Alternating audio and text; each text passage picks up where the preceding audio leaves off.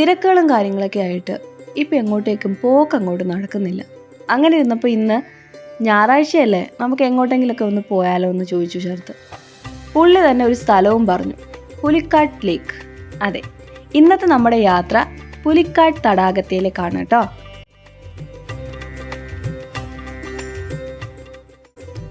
അപ്പോൾ നമുക്ക് പുലിക്കാട് ലേക്കിനെ കുറിച്ച് കുറച്ച് കാര്യങ്ങൾ നോക്കിയാലോ.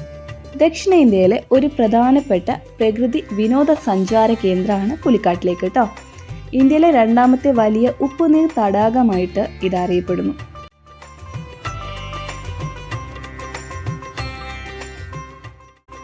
തമിഴ്നാട്, ആന്ധ്രാപ്രദേശ് സംസ്ഥാനങ്ങളുടെ അതിർത്തിയിലായിട്ടാണ് നമുക്ക് ഈ ഒരു ലഗൂൺ കാണപ്പെടുന്നത്.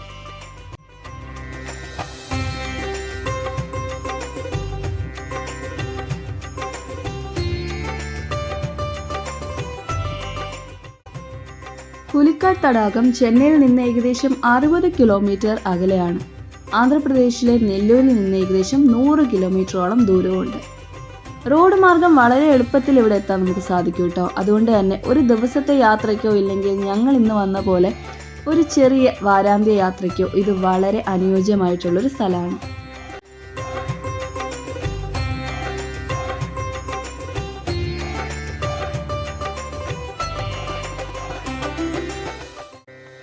ഈ തടാകത്തിന്റെ പ്രധാന പ്രത്യേകത അതിന്റെ ഭൗഗോളിക സ്ഥിതിയാണ്.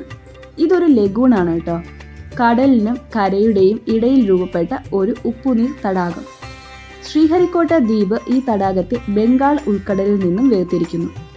അതേ ദ്വീപിലാണ് ഇന്ത്യയുടെ ബഹിരാകാശ ഗവേഷണ സ്ഥാപനമായ ISROയുടെ പ്രധാന വിക്ഷേപണ കേന്ദ്രം സ്ഥിതി ചെയ്യുന്നത്.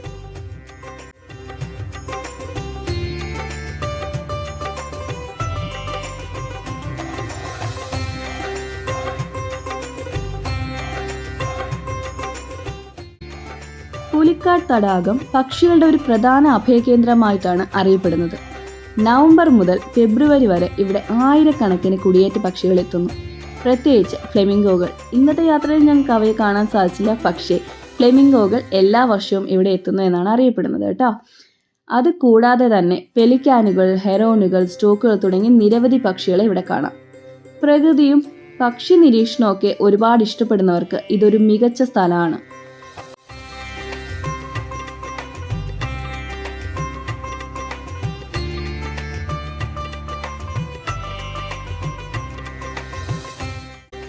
ഇവിടുത്തെ ബോട്ടിംഗ് അനുഭവം വളരെ ലളിതവും മനോഹരമാണ്. നാട്ടുകാരുടെ ചെറിയ വള്ളങ്ങളിൽ കയറി തടാകത്തിന്റെ നടുവിലേക്ക് നമുക്ക് പോകാം. അവിടെ എത്തുമ്പോൾ ചുറ്റും കാണുന്നത് വിശാലമായ ജലവിസ്തൃതിയാണ്. അതുപോലെ നല്ല ശാന്തമായ കാറ്റും നല്ല പ്രകൃതിയുടെ ശബ്ദവും എല്ലാം കൂടെ ചേരുമ്പോൾ വളരെ സമാധാനപരമായ ഒരു അനുഭവമാണ് കേട്ടോ.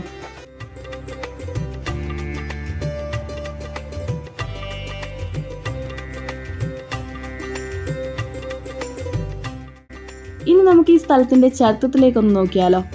പുലിക്കാട് ഡച്ച് ഭരണകാലത്തെ ഒരു പ്രധാന വ്യാപാര കേന്ദ്രമായിരുന്നു കേട്ടോ. 17-ാം നൂറ്റാണ്ടില് ഡച്ച് ഈസ്റ്റ് ഇന്ത്യ കമ്പനി ഇവിടെ എത്തി അവരുടെ വ്യാപാര കേന്ദ്രം സ്ഥാപിച്ചു. ആ സമയത്ത് ഇത് കൊറമാൻഡൽ തീരത്തിന്റെ പ്രധാനപ്പെട്ട തുറമുഖങ്ങളിൽ ഒന്നായിരുന്നു. വസ്ത്രങ്ങൾ, മസാലകൾ, മറ്റ് വ്യാപാര വസ്തുക്കൾ എന്നിവ ഇവിടെ നിന്ന് യൂറോപ്പിലേക്ക് കൊണ്ടുപോയിരുന്നു.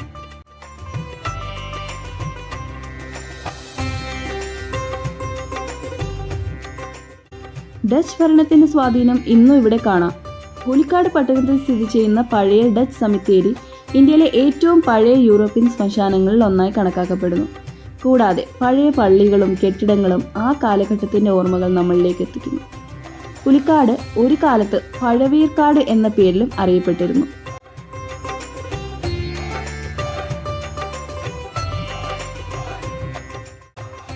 ഇവിടുത്തെ നാട്ടുകാരുടെ ജീവിത രീതിയും ഈ സ്ഥലത്തിന്റെ ഒരു പ്രധാന ഭാഗമാണ്. മത്സ്യബന്ധനമാണ് ഇവിടുത്തെ പ്രധാന ഉപജീവന മാർഗം. ലളിതമായ ജീവിതം നയിക്കുന്നവർ പ്രകൃതിയോട് ചേർന്ന് ജീവിക്കുന്നവരാണ്. അവരുടെ ജീവിതം കാണുമ്പോൾ പ്രകൃതിയോടൊപ്പം സമതുലിതമായി ജീവിക്കാൻ എങ്ങനെ കഴിയുമെന്ന് നമ്മളെ പഠിപ്പിക്കുന്നു.